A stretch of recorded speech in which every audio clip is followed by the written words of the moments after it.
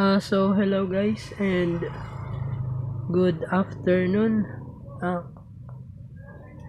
So today pala, ito pala rin yung review ko after 1 year. So, pasensya muna sa mga kalat kasi nasa lowest point of life tayo ngayon. Kaya andito pala yung laptop which is HP laptop 15S FQ 5082 Tio. As of this moment, okay naman siya guys, functioning pa rin siya. Ang may recommend ko lang is yung yun sigurong yung drive niya. Yung drive nito is 500 gig lang. So kung bibili ka yan naman na lang siguro 1 terabyte yung SSD mo, kasi magano talaga yung storage mo, lalaki talaga siya. Mawawalan ka ng free na space. So kailangan mo ng mga 1 terabyte 2 terabyte na space sa SSD mo para sulit na sulit. Ganun pa rin yung running niya, smooth pa rin naman. Tapos andito pala na I drop something here, kaya medyo na damage yung dito niya, pero wala namang nangyari, okay lang naman din. So ganun pa rin siya.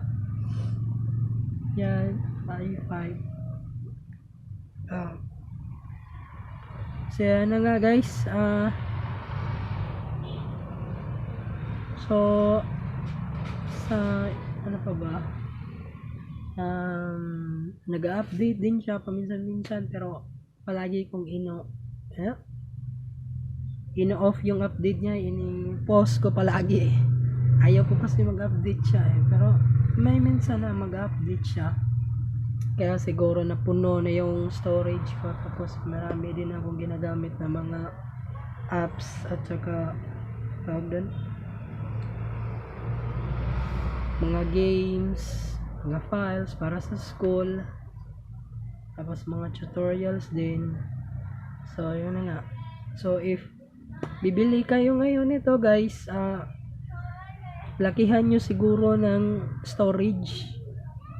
Kahit yung specs niya, okay naman yung specs niya, pero yung storage is medyo gipit tayo doon. Kaya kung bibili kayo nito, I recommend na yung malaking space storage yung bilhin nyo. Kasi sa panahon natin ngayon, medyo marami ng kailangan mong gawin, malaki na mga file ngayon, mga apps na bago.